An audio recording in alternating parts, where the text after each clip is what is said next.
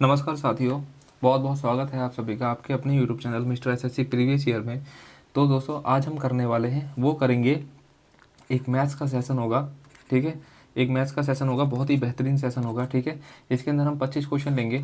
ठीक है, ये हम जो सीरीज जो हमने चलाई है, ठीक है, ये आज हमारा ये सेकंड सेट होगा। ठीक है, ये जो सीरीज चलाई है वो हमने बेसिकली एमटीएस और एसएससी जीडी, ठीक है, इन दोनों एग्ज़ाम को ध्यान में रखते हुए चलाइए। ठीक है, और जितने भी जैसे टेंथ लेवल पे, टेंथ और ट्वेल्थ लेवल पे एग्ज़ाम होते हैं उनके लिए बहुत ही बेहतर साबित होने वाली है। ठीक है, ये सीरीज़। ठीक है, तो लेकिन आप ठीक है, और इस चीज़ मतलब इसमें ऐसा भी नहीं है कि बहुत आसान क्वेश्चन है, बहुत आसान क्वेश्चन भी नहीं है, ठीक ठाक क्वेश्चन है। अगर आप इनको करोगे तो आपकी क्या होगी, जो बेसिक अंडरस्टैंडिंग है वो बहुत अच्छी हो जाएगी, शार्पनेस आपकी बहुत अच्छी हो जाएगी। ठीक है, और आप ये भी टेस्ट करो, आप इसको सिर्फ करो मत, आप सिर्फ इसको करो मत। आपको क्या करना है, इसको क्वेश्चन को जैसे ही मैं पहला क्वेश्चन लगाऊंगा तो आपको क्या करना है, वीडियो पॉज करनी है और उसको करके देखना है कि आप उसको कर पा रहे हो या नहीं कर पा रहे हो। ठीक है, अगर आप कर पा रहे हो तो वेल एंड गुड, अगर नहीं कर पा रहे हो, ठीक है, उसको सीखो, अप्लाई करो और फिर आगे बढ़ जाओ। ठीक है, अगर आप कर पा रहे हो तो इसको उस क्वेश्चन को स्किप कर दो, नेक्स्ट क्वेश्चन देख लो। ठीक है, तो इससे क्या होगा, आपका सेट भी जल्दी लग जाएगा। ठीक है, और आपको कोई प्रॉब्लम भी नहीं होगी। ठीक है, तो बस यही सब चीज़ें हैं जो आपको मैं कहना चाहता था। ठीक है, और हाँ यार, शेयर लाइक कर देना, शेयर भी कर देना इसको। ठीक है, चलो देखते हैं पहला क्वेश्चन क्या है हमारा आज का। ए बी सी तथा ए बी सी का जो औसत है वो 9 दे रखा है और बी तथा सी का औसत दे रखा है 10। इसका क्या मतलब हो गया, इसका मतलब ये है कि ए प्लस बी प्लस सी यानी कि 9×3 = 27, जो इनका टोटल है ना वो 27 दे रखा है और बी सी का औसत 10 है। तो इसका क्या मतलब हो गया, इसका मतलब ये हो गया कि बी और सी का जो टोटल है वो दे रखा है 20।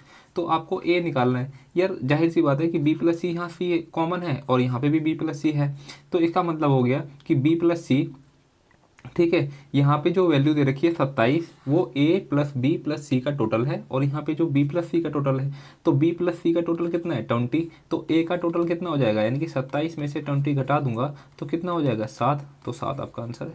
ठीक है, यानी कि फर्स्ट ऑप्शन आपका आंसर हो जाएगा। ठीक है, ठीक है, देखते हैं सेकंड क्वेश्चन। दूध और पानी के 60 लीटर मिश्रण में दूध और पानी, यानी कि जो आपका रेशो दे रखा है मिल्क एंड वाटर का, कितना दे रखा है 3:2। ठीक है, यदि हम दूध और पानी की मात्रा का अनुपात 1:1 करना चाहते हैं तो मिश्रण में कितना और पानी मिलाया जाना चाहिए। इसका मतलब ये हो गया कि 60 लीटर का एक आपके पास मिक्सचर है।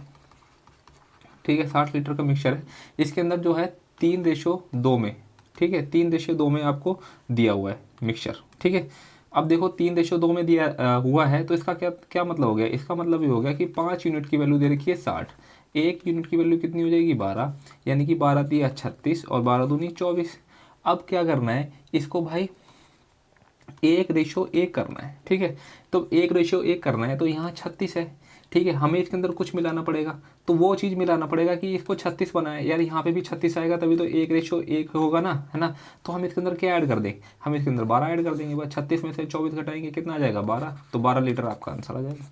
ठीक है, बेसिक क्वेश्चन था। ठीक है, देखते हैं नेक्स्ट क्वेश्चन।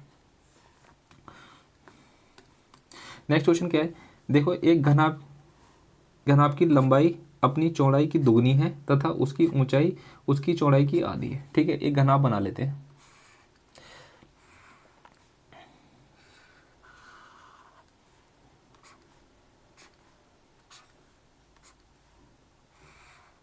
एक घनाभ बना लिया हम लोगों ने। ठीक है, एक घनाभ बना लिया, ये इसकी लेंथ है, ये ब्रेथ है और ये हाइट है। ठीक है, अब क्या कह रहा है कि देखो इसकी ऊंचाई तो दे रखी है 2 सेंटीमीटर, यानी कि इसकी ऊंचाई कितनी दे रखी है 2 सेंटीमीटर। अब क्या कह रहा है, उसकी चौड़ाई, जो उसकी ऊंचाई है उसकी चौड़ाई की आधी है, यानी कि अगर ये 2 सेंटीमीटर है तो इसका क्या मतलब है कि ये 4 होगा तभी तो ये आधी हो जाएगी इसकी। ठीक है, तो ये 4 सेंटीमीटर होगी। और क्या कह रहा है, लंबाई अपनी चौड़ाई की दुगनी है, तो लंबाई कितनी हो जाएगी, लंबाई हो जाएगी 8 सेंटीमीटर, इसकी दुगनी। ठीक है, हाँ, तो अब क्या कह रहा है, तब किसी घन का कोर कितना होगा जिसका आयतन उक्त घनाभ के समान है। अगर मैं इसका आयतन निकालूंगा तो क्या हो जाता है, आयतन आयतन हो जाता है एल इंटू ब्रेथ इंटू ऊंचाई। ठीक है, तो कितना हो जाएगा 8 × 4 × 2, 8×4 = 32, 64। और अगर मैं एक घन भी बनाऊंगा, ठीक है, एक घन बनाऊंगा तो इसका आयतन कितना होता है, इसका आयतन कितना होता है भाई, इसका आयतन होता है A³ इजिकल टू A³। तो A इजिकल टू कितना हो जाएगा 4, तो यही तो पूछ रहा है। ठीक है, ए आपका आंसर हो जाएगा 4 सेंटीमीटर। ठीक है, देखते हैं फिर नेक्स्ट क्वेश्चन क्या है। ए किसी निश्चित दूरी को 3 भिन्न गतियों के साथ तय करता है। ठीक है, पहली 3 किलोमीटर की दूरी 9 किलोमीटर प्रति घंटे की स्पीड से, दूसरी 6 किलोमीटर की दूरी 15 किलोमीटर प्रति घंटे की स्पीड से, और तीसरी 9 किलोमीटर की दूरी 18 किलोमीटर प्रति घंटे की स्पीड से तय करता है। तो बताओ कि ए की पूरी यात्रा की औसत गति कितनी होगी। देखो औसत गति का जो जो फॉर्मूला होता है वो क्या होता है, यानी कि कुल स्पीड, यानी कि कुल स्पीड और टोटल टाइम, यानी कि टोटल टाइम, यानी कि कितना उसने टाइम लिया वो। ठीक है, अब देखो कुल, सॉरी स्पीड नहीं होगी, डिस्टेंस होगा, यानी कि कुल दूरी, कुल दूरी। देखो दूरी कितनी है, यानी कि पहले 3 किलोमीटर, फिर 6 किलोमीटर, फिर 9 किलोमीटर, यानी कि 9 6 15 3 18। ठीक है, 18 हो गई। ठीक है, अब देखो time, total time, total time कैसे निकालेंगे, यानी कि 3 किलोमीटर की दूरी, यानी कि 9 किलोमीटर प्रति घंटे के हिसाब से। ठीक है, और फिर 6 किलोमीटर की दूरी 15 किलोमीटर प्रति घंटे के हिसाब से, और फिर 9 किलोमीटर की दूरी 18 किलोमीटर प्रति घंटे के हिसाब से। ठीक है, अब देखो यहाँ से ले लेंगे एलसीएम।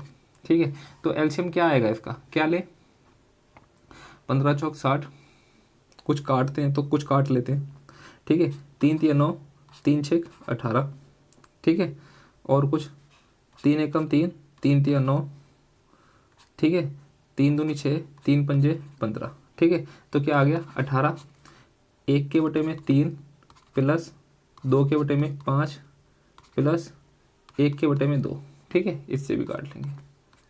ठीक है, तो देखो इसका एलसीएम कितना आ जाएगा, 15, 30 ले लेते हैं इसका एलसीएम। ठीक है, 18।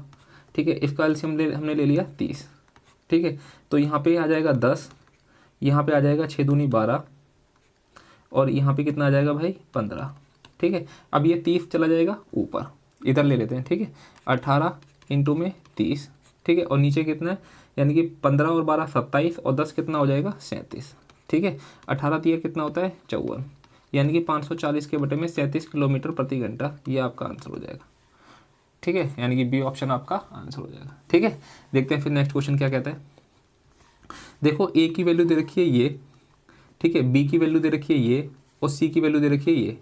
तो अब जो है वैल्यू निकालेंगे और इसके अंदर पुट करेंगे। देखो मैंने कल समझाया था कि इसके अंदर ये देखो ये है बोर्ड मास का क्वेश्चन, इसके अंदर एक सावधानी बरतने की जरूरत यह है कि इस क्वेश्चन को आपको लास्ट में करना है, पहले करने की कोशिश बिल्कुल ना करें। ठीक है इसको, ठीक है, तो देखो क्या कहता है, यानी कि अब हमको क्या निकालना है, ए बी सी की वैल्यू निकालनी है, यानी कि ए की वैल्यू कितनी आ जाएगी।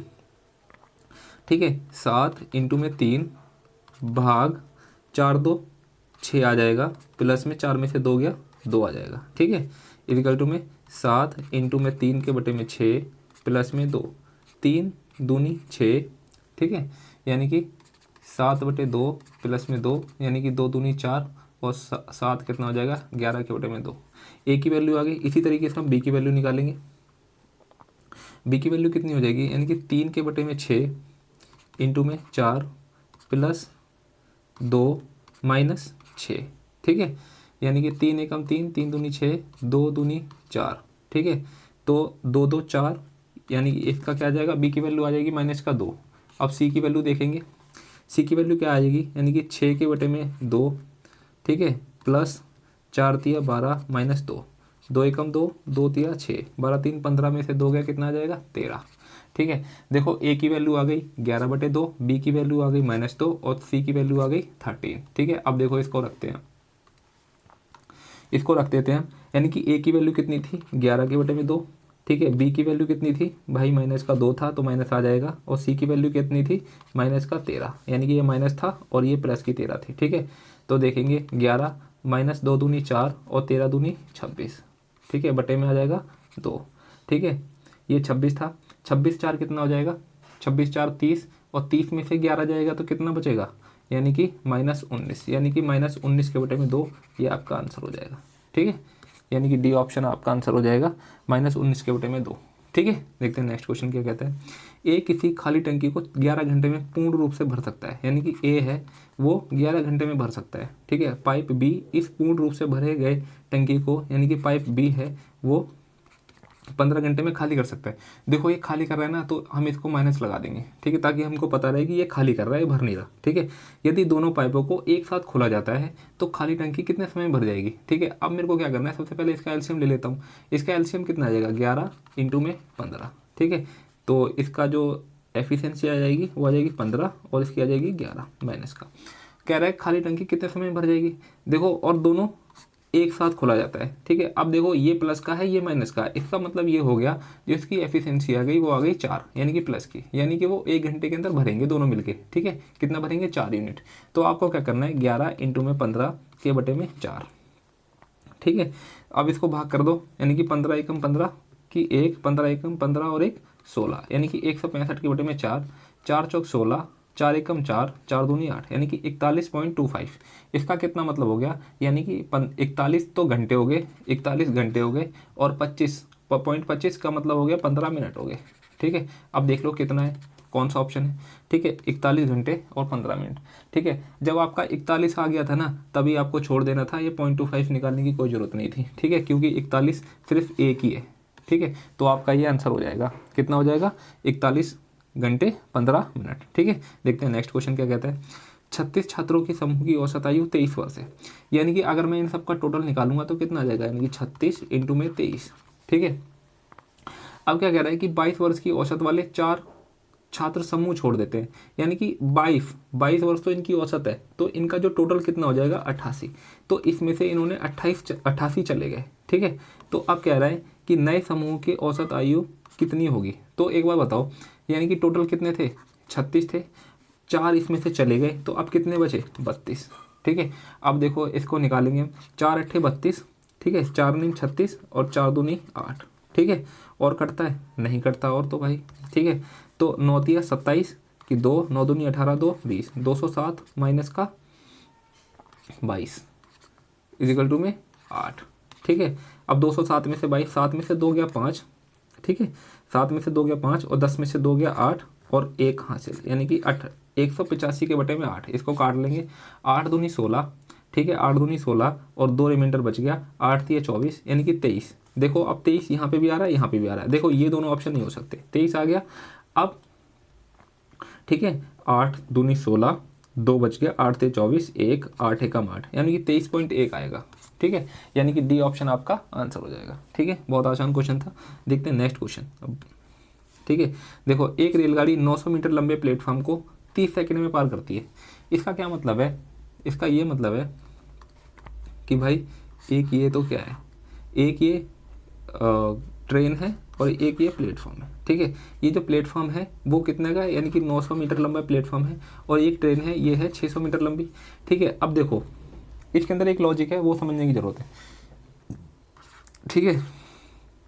जब ये ट्रेन है, जब ये ट्रेन अगर इसको पार करेगी ना प्लेटफॉर्म को, इसका मतलब ये हो गया कि एक तो ये अपनी खुद की लेंथ तय करेगी, देखो एक ये यहाँ से जा रहा है, पार कब माना जाएगा, जब ये वाली ट्रेन इसके बराबर में, यानी कि यहाँ पे इसको जब पार करेगी ना बिल्कुल चिपक जाएगी, तो इसका क्या मतलब हो गया, इसका ये मतलब हो गया कि 900 प्लस 600, यानी कि ट्रेन को अगर इस प्लेटफॉर्म को पार करना है तो कुल ये एक तो 900 जितनी इसकी लेंथ है प्लेटफॉर्म की वो, और जितनी खुद की लेंथ है वो, यानी कि टोटल 1500 मीटर इसको चलना पड़ेगा, ठीक है। और इस 1500 मीटर चलने के लिए उसको 300 सेकेंड का समय लगता है, ठीक है, 300 सेकेंड का समय लगता है। तो इसका क्या मतलब हो गया, इसका मतलब ये हो गया कि जो इसकी स्पीड हो गई वो कितनी आ गई, इसकी स्पीड आ गई, यानी कि 3 पंजे 15, यानी कि 5 मीटर पर सेकेंड, ठीक है, ये आ गई।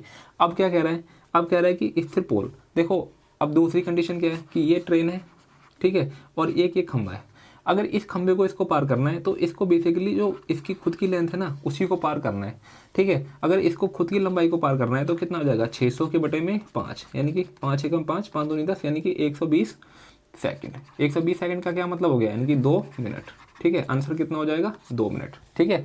ये सारा का सारा जो भी किया है ना वो क्या मतलब एक फॉर्मूला है, क्या है वो सबको पता है, यानी कि चाल इजिकल टू में दूरी के बटे में समय, यानी कि इससे सारा का सारा खेल हुआ है, जो भी खेल हुआ है वो इससे हुआ है, ठीक है। दूरी कितनी है देखो 1500, ठीक है, समय कितना था 300 सेकंड, दूरी कितनी थी 600, समय कितना था, यहाँ पे क्या निकालना था, यहाँ पे समय निकालना था, तो ये जो यहाँ पे चाल थी वो चाल कितनी थी, क्या निकाली थी हमने, 5 मीटर प्रति सेकंड, तो वो 5 यहाँ पे आ गया और इसको भाग कर दिया तो ये आ गया आपका समय, और समय कितना था 120 सेकंड। यहाँ पे 120 सेकंड ना देके कि आपको 2 मिनट दे दिया, आपको पता है कि जब 120 सेकंड होंगे तो इसका मतलब 2 मिनट है, ठीक है, 2 मिनट आपका आंसर हो जाएगा। ठीक है, देखते हैं नेक्स्ट क्वेश्चन। किसी ठोस अर्धगोले का व्यास 35 सेंटीमीटर है, तो बताओ कि इसका कुल तल क्षेत्रफल कितना होगा। ठीक है, अर्धगोला है तो इसका जो कुल क्षेत्रफल होगा ना वो क्या होगा, वो होगा 3 पाई आर स्क्वायर। ठीक है, तो इसका मतलब क्या, 3 इंटू में 22 के बटे में 7 इंटू में 35, ये आपका व्यास है, तो आर कितना हो जाएगा 35 के बटे में 2 इंटू में 35 के बटे में 2। ठीक है, 7 पंचे 35, 2 एकम 2, ये 11। ठीक है, अब देखो 5 तिया 15, ठीक है, 5 तिया 15, 15 इंटू 35, ठीक है, यानी कि 11 इंटू में 35 इंटू में 15, और इसको किससे 2 से भाग करना है। ठीक है, अब कुछ आपको पता चल गया कि भाई देखो, चलो देख लेते हैं। 15 पन 75, 75 की 7, 15 तिया 45, 45 और 7 कितना हो गया 52 इंटू में 11 के बटे में 2। इसको करना है फिर 525 को 11 से, यानी कि 525, 525।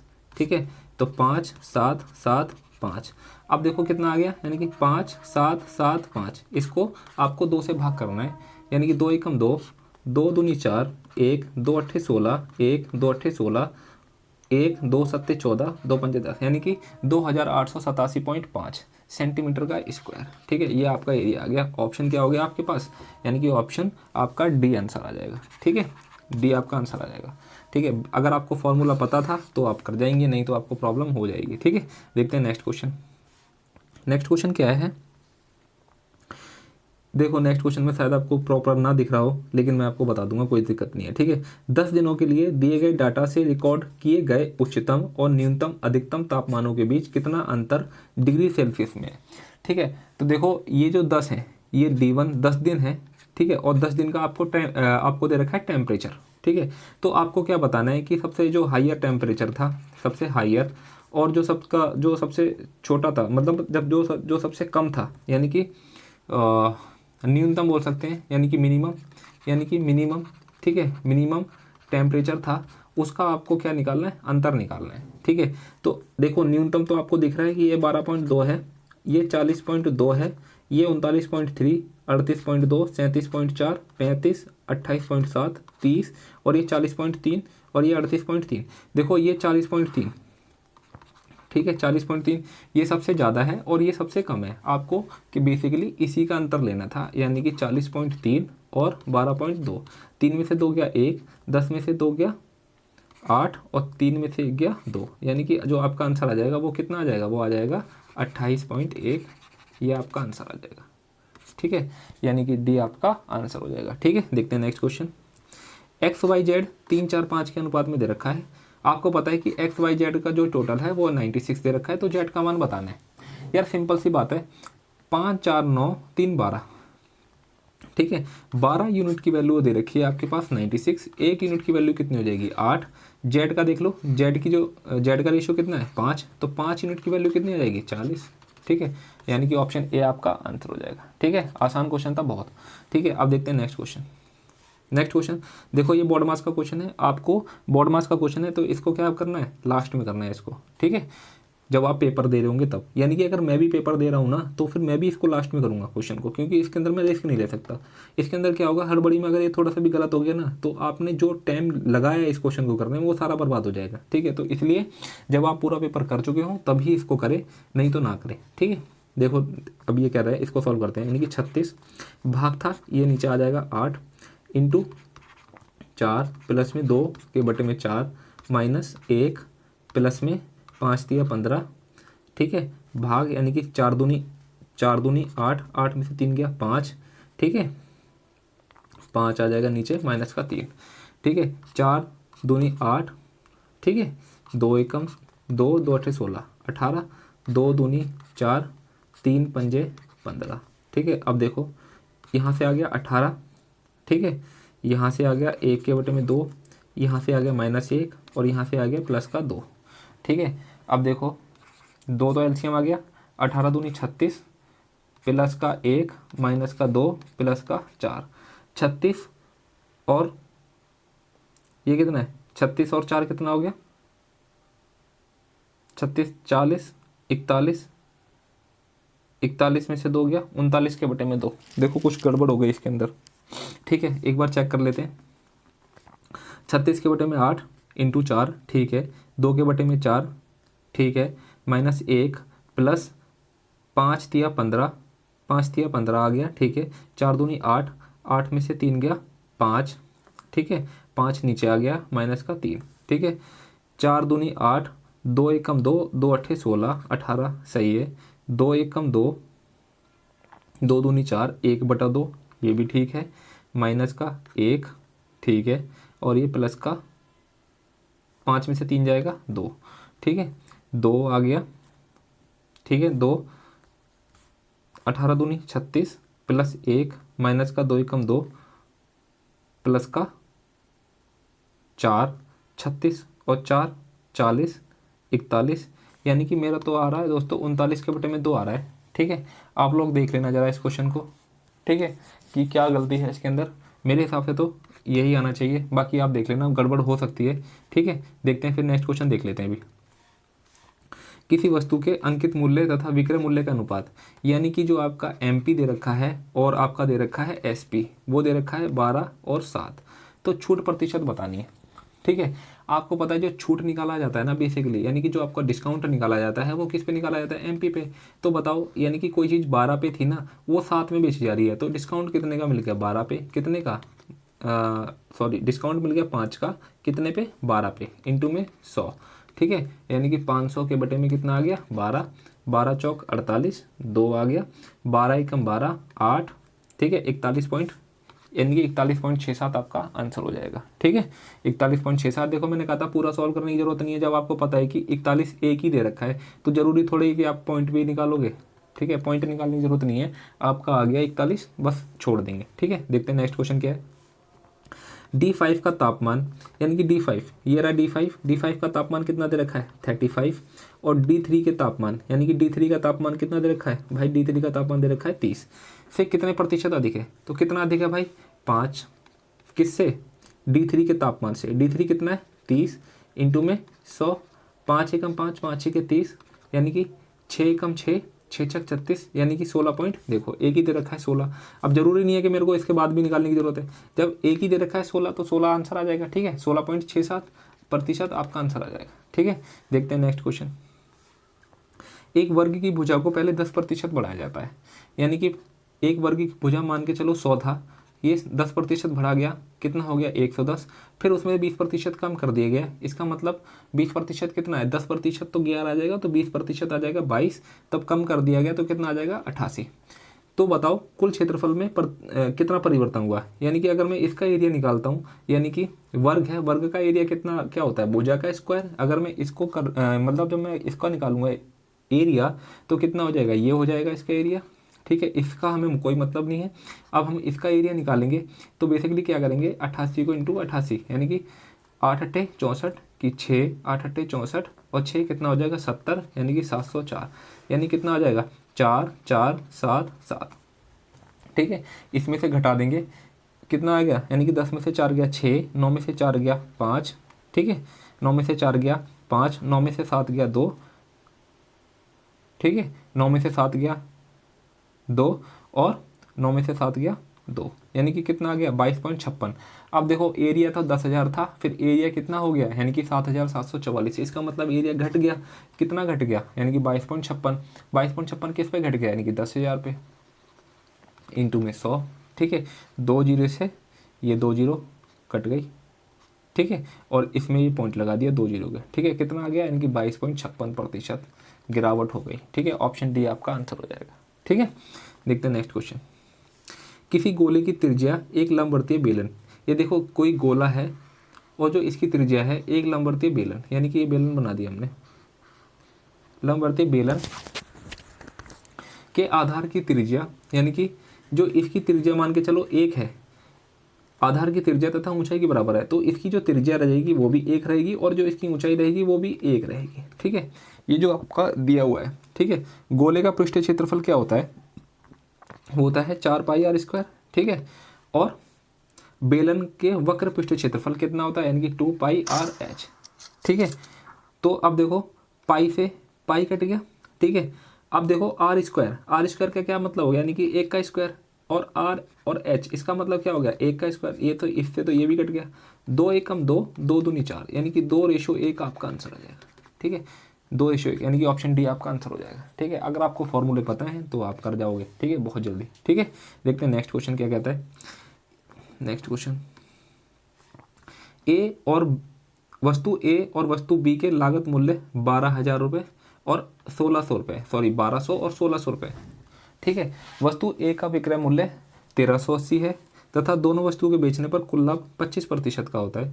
तो बताओ बी को बेचने पर लाभ प्रतिशत कितना होगा। देखो इसको हम दो तरीके से कर सकते हैं, दो क्या हम बहुत तरीके से कर सकते हैं इसका क्वेश्चन, इसका जो जवाब है, ठीक है। लेकिन हम चलते हैं मिक्सर एलिगेशन से चलते हैं, ठीक है, उससे जल्दी हो जाएगा ये, ठीक है।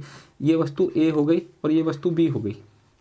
वस्तु ए को जब बेचता है ना 1,380 रुपये में, ठीक है, तो कितने का फ़ायदा होता है, इसका मतलब 180 का फ़ायदा होता है कितने पे, 1200 पे, जीरो, यानी कि 2 जीरो से 2 जीरो काट ली, ठीक है। 12 एकम 12 और कितना बच गया 6, 12 पंचे 60, यानी कि कितना हो गया, यानी कि कितना 15%, ठीक है, 15% हो गया। अब क्या करते हैं, यानी कि बी आपको देता है, बी का आपको नहीं पता कितने प्रतिशत पे बेच रहा है, हमने मान लिया इसको x, और जो दोनों वस्तुओं पे कितना फ़ायदा हो रहा है, यानी कि 25% का दोनों पे फ़ायदा हो रहा है, ठीक है, ये 25% पे फ़ायदा हो रहा है, ठीक है। अब देखो ये वस्तु की लागत कितनी थी 1,200 रुपये और ये वस्तु की लागत कितनी थी 1,600 रुपये। इसका मैंने शॉर्ट फॉर्म कर दिया, यानी कि काट दिया, 4 चौक 16 और 4 तिया 12, रेशियो कितना आ गया 3 और 4। आपको पता है कि ये वाला, यानी कि x में से जब मैं 25 घटाऊंगा और 25 में से 15 घटाऊंगा तो अनुपात क्या आएगा 3/4, ठीक है। x-25 और 25 में से 15 गया 10, इजिकल टू में 3/4, 2 दूनी 4, 2 पंजे 10, और ये अगर चला जाएगा कितना हो जाएगा 15/2, यानी कि 7.5, यानी कि x equal to x minus का 25 इजिकल टू में 7.5, और ये माइनस का जो 25 है उधर जाके किसका हो जाएगा, नहीं प्लस का 25, यानी कि 25 7 कितना हो जाएगा 32.25। एक्स की वैल्यू आपको निकल गई और यही तो पूछा था, यानी कि 32.5 आपका आंसर हो जाएगा, ठीक है। एक तो तरीका ये है, एक तरीके से और पता है कैसे कर सकते थे, एक तरीके से ये भी कर सकते थे कि आप देखो ए और बी दे रखा है, ये दे रखा है 1,200 और ये दे रखा है आपको 1,600, इसको 25% का फ़ायदा हो रहा है, यानी कि 1,600 और 1,200 कितना हो जाएगा 1,000 2,000 2,800 हो जाएगा, है ना, 2,800 हो गया, एक मिनट, यानी कि 2,800 हो गया। अब इस पे क्या कर रहा है, पूरे पे 25% का फ़ायदा हो रहा है, इसका क्या मतलब हो गया, यानी कि 700 का फ़ायदा हो रहा है, यानी कि 2,800 से कोई चीज़ कितने की हो गई 3,500 की, ठीक है। अब देखो 1,380 का तो ये बेच रहा है ना। अब 3,500 में से 1,380 घटाऊंगा ना, जो भी आएगा वो इस पे बेच रहा होगा, ठीक है। फिर बाद में इसका प्रतिशत निकाल देना, तब भी 32.5 आएगा, ठीक है। तो मेरे को ये आसान लगा, ये थोड़ा सा इसमें कैलकुलेशन थोड़ी ज़्यादा लगी, तो इसलिए मैंने ये छोड़ दिया और ये करवा दिया, ठीक है। आप ऐसे भी कर सकते हैं, ठीक है। देखते हैं नेक्स्ट क्वेश्चन। निश्चित साधारण ब्याज दर पर 500 की राशि 2 वर्ष में 600 हो जाती है। देखो सीधी सी बात है, 500 की राशि 600 हो जाती है, ठीक है।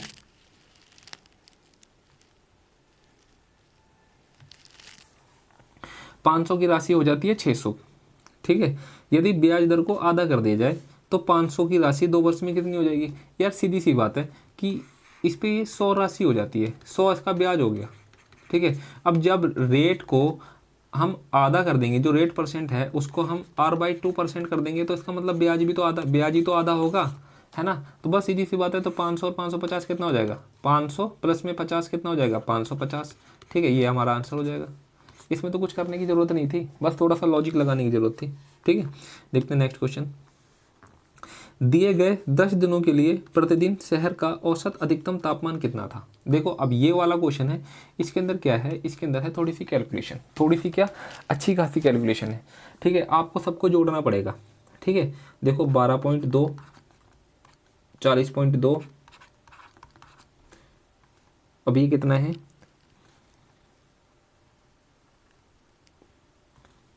39.3, 38.2, 37.4, 35, 28.7, 30, 40.3 और लास्ट में कितना हो जाएगा 38.3, 38.3।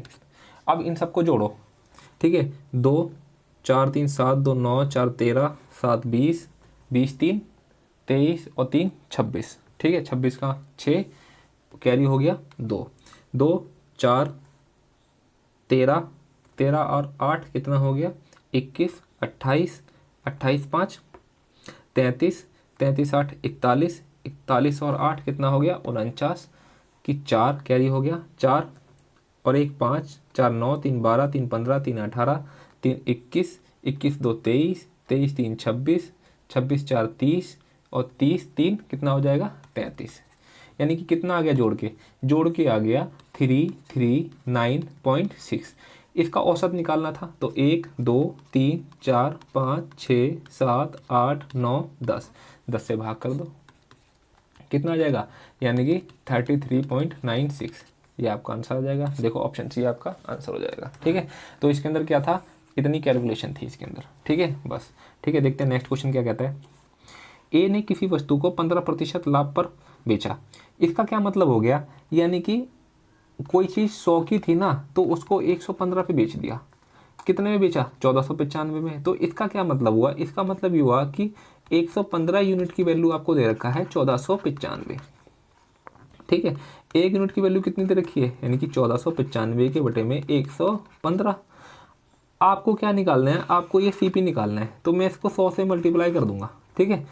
देखो 5 दूनी 10, 5 दिया 5 दूनी 10, 5 दिया 15, ठीक है। 5 दूनी 10, 4 5 ने में 45, ठीक है। 4 5 ने में 45, 5 दूनी 10, 4 5 ने में 45, 5 ने में 45, 23 एकम 23, 23 एकम 23, 6 23 दिया 69। यानी कि जो आपका जो सीपी है वो कितना हो गया, वो हो गया 1300 रुपये, ठीक है। 1300 रुपया हो गया। अब क्या कह रहा है, उसने इस नई वस्तु को 10% के लाभ पर बेच दिया। इसका क्या मतलब हो गया यार, 1300 को 10% लाभ पर फिर से बेच दिया इसने, तो कितना 130 रुपये। और यहाँ पे कितने का फ़ायदा हो रहा था, देखो 1495 का बेच रहा था, 1300 का था बेसिकली इसका प्राइस, 1495 बेच रहा था, यानी कि 195 हो गया, यहाँ फ़ायदा कमा रहा था। तो कह रहा है कि ए ने कुल कितना लाभ कमाया है, यानी कि देखो जब पहली बारी की बात करें तो इसने 1300 की वस्तु कितने में बेची 1495 की, यहाँ पे इसको कितना फ़ायदा हो गया 195 की। फिर 1300 का वस्तु इसने बेचा 10% फ़ायदे पर, तो कितना हो जाएगा, यानी कि 1430, ठीक है। तो 130 का इसने यहाँ कमाया, तो कितना हो जाएगा 5 9 3 12 और ये 325, 325 आपका आंसर हो जाएगा, यानी कि ऑप्शन फर्स्ट, ठीक है। यानी कि ऑप्शन फर्स्ट आपका 325 आंसर हो जाएगा, ठीक है। देखते हैं नेक्स्ट क्वेश्चन क्या कहता है। ए किसी कार्य को 10 दिन में कर सकता है, ठीक है। ए किसी कार्य को 10 दिन में कर रहा है, ए बी उसी कार्य को मिलकर 20/3 दिन में कर सकते हैं, यानी कि ए और बी 20/3 दिन में कर सकते हैं। क्या कह रहा है, ए बी सी उसी कार्य को मिलकर 40/7 दिन में कर सकते हैं, यानी कि ए प्लस बी प्लस सी उसी कार्य को 40/7 दिन में कर सकते हैं। अब क्या करेंगे, अब हम 10 20 और 40 इसका ले लेंगे एलसीएम, कितना आ जाएगा 40, ठीक है। 10 चौक 40, 20 दूनी 40, 20 दूनी 40 और नीचे 3 है उसको मल्टीप्लाई कर देंगे 2 से, यानी कि 2 तिया 6, 40 एकम 40, 7 को ऊपर से मल्टीप्लाई कर देंगे 1 से, 7 एकम 7, ठीक है। ये एफिशिएंसी आ गई। तो बोल रहा है कि बी तथा सी उसी कार्य को मिलकर कितने दिनों में कराएंगे, यानी कि बी प्लस सी की मेरे को एफिशिएंसी चाहिए। अब देखो ए की एफिशिएंसी कितनी है 4 और ए प्लस बी प्लस सी की एफिशिएंसी कितनी है 7। जब मैं ए की एफिशिएंसी 4 यहाँ रख दूंगा तो इसका मतलब बी प्लस सी की एफिशिएंसी कितनी आ जाएगी भाई, 3 आ जाएगी, सीधी सी बात है, ठीक है। तो बताओ कि बी प्लस सी उसी कार्य को मिलकर कितने दिन में करेंगे, तो बी जो टोटल काम है वो कितना था 40, ठीक है। और बी प्लस सी की एफिशिएंसी कितनी है 3, यानी कि 3 को इससे भाग कर दूंगा तो कितना आ जाएगा 40 के बटे में 3, आपका आंसर आ गया, ठीक है। कुछ नहीं था, आसान था क्वेश्चन था, ठीक है। अब देखते हैं नेक्स्ट क्वेश्चन। दिए गए आंकड़े में बहुलक बताना है, यानी कि मीन मीन, मीडियन, मोड, यानी कि बहुलक को क्या बोलते हैं, मोड बोल रहे हैं। इसका क्या मतलब हो गया, यानी कि देखो इसके अंदर 4 3 4 ये सब नंबर दिए गए हैं, तो इसके अंदर क्या करना है, जोन सा नंबर सबसे ज़्यादा बार आएगा ना वही आपका आंसर है। देखो 3 3 3, ठीक है, 3 3 और है 3, ये 3, ये 3 और ये 3। फिर से देखो, कलर चेंज कर देता हूँ पेन का, फिर देखना, ठीक है, 1 3, ये 3, ये 3 और ये 3 और ये 3, यानी कि 3 कितनी बार है, 3 1 2 3 4 5, यानी कि 3 कितनी बार है, 5 बार। अब देखो 2 2 चेक करते हैं, 2 कितनी बार है, 2 देखो 1 2 3,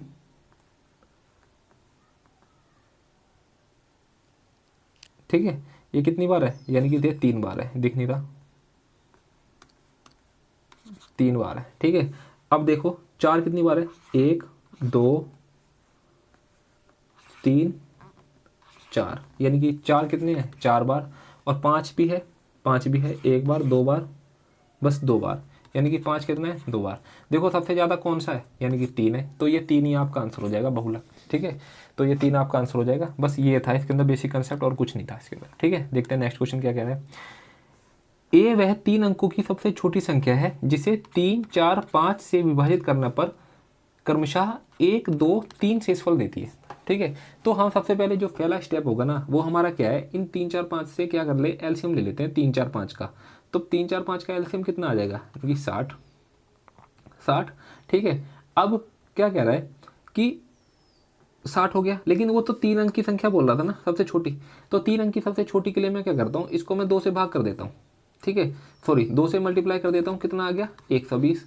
अब क्या नहीं करना है, देखो 3 में से 1 गया 2, 4 में से 2 गया 2, और 5 में से 3 गया 2, यानी कि 2 हमेशा रिमाइंडर बचता है, तो मैं 2 घटा देता हूँ इसके अंदर से, तो नंबर कितना आ जाएगा 118, ठीक है। तो वो कौन सा नंबर है, यानी कि 118 एक ऐसा नंबर है जिसको 3 4 5 से अगर मैं भाग करूंगा लगातार, यानी कि रिस्पेक्टिवली, तो रिमाइंडर कितना बचेगा 1 2 और 3, तो आंसर कितना हो जाएगा हमारा 118।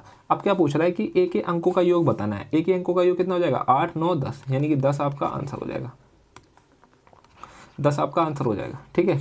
अब देखो एक चीज़ और है, ठीक है, जो आप अगर थोड़ा सा भी लॉजिक लगाओगे ना तो आपको ये सब जितना आप लोगों ने किया ना वो करने की कोई ज़रूरत नहीं थी, ठीक है। तो वो लॉजिक क्या है, लॉजिक ये है कि आपको दिख रहा है कि भाई,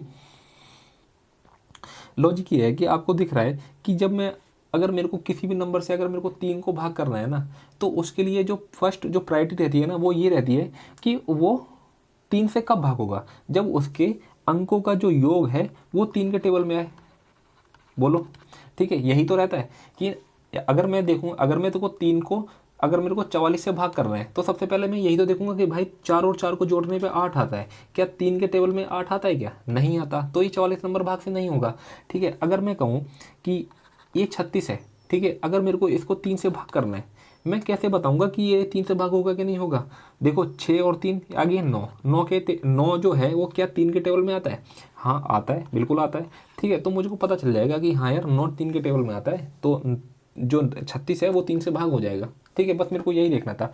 अब बताओ कि अगर किसी अंकों का योग अगर 10 है, क्या वो 3 से भाग हो जाएगा, नहीं होगा, है ना। तो रिमाइंडर कितना आ रहा है 1, देखो आप यहाँ से मैच करो, रिमाइंडर 1 आ रहा था, नहीं 3 से अगर मैं भाग कर रहा था तो रिमाइंडर 1 आ रहा था।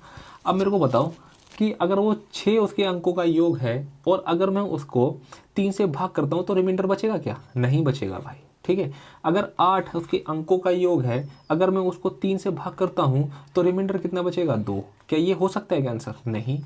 अगर ये है ना, अगर ये उसके अंकों का योग अगर 11 है, अगर मैं उसको 3 से भाग करूंगा तो रिमाइंडर कितना बचेगा 2, ठीक है। क्या ये हो सकता है आंसर, नहीं हो सकता। तो देखो ये डायरेक्ट आंसर होता आपके पास 10, ठीक है। तो आप सबको ये सब चीज़ें करने की कोई ज़रूरत नहीं थी, ठीक है। देखते हैं नेक्स्ट क्वेश्चन। किसी विद्यालय में 150 छात्र हैं, ठीक है। किसी विद्यालय में कितने भाई 150 छात्र हैं, यदि बॉयज़ और गर्ल्स की जो संख्या का अनुपात है वो 4:1 है, यानी कि अगर लड़के 4 हैं और लड़कियां 1 हैं, ठीक है, तो विद्यालय में लड़कों और लड़कियों की संख्या के बीच मध्य अनुपात बस पूछ रहा है कितना था। मध्य अनुपात का फॉर्मूला क्या होता है, यानी कि B = में A × में C, ठीक है। अब बताओ कि ये कितने हो जाएगा, यानी कि 4 और 1 5, 5 यूनिट की वैल्यू कितनी हो जाएगी 150, 1 यूनिट की वैल्यू हो जाएगी 30, यानी कि 30 चौक कितना हो गया 120 और 30 एकम 30। ठीक है, आपको मध्यानुपात निकालना है, यानी कि आपको निकालना है बी स्क्वायर।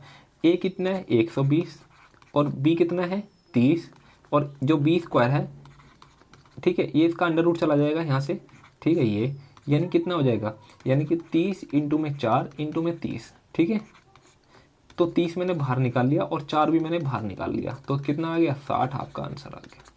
ठीक है, 60 आपका आंसर आ गया। देखो नेक्स्ट क्वेश्चन क्या है, वार्षिक रूप से संयोजित किसी राशि को चक्रवृद्धि ब्याज पर निवेश किया जाता है 3 वर्षों के बाद बढ़कर, यानी कि जो पी है तो वो 3 वर्षों में कितना हो जाता है, यानी कि 3 वर्षों में 1000 हो जाता है। ठीक है, तथा 4 वर्षों में यानी कि इसके बाद 1 वर्ष में कितनी हो जाती है 1100 हो जाती है।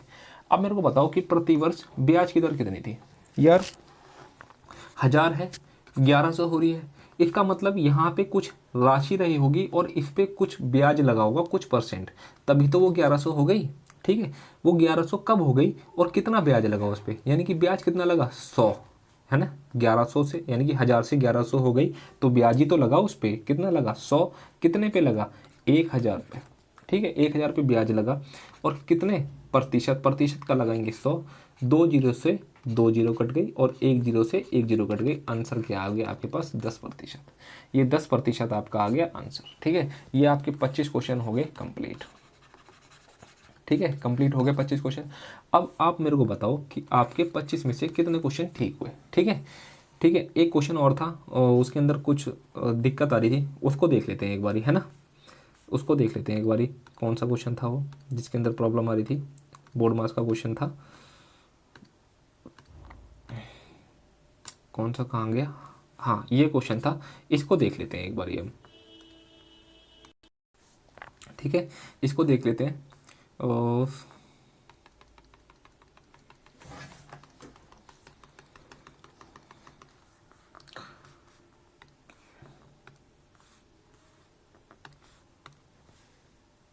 ठीक है, इसको देख लेते हैं फिर से।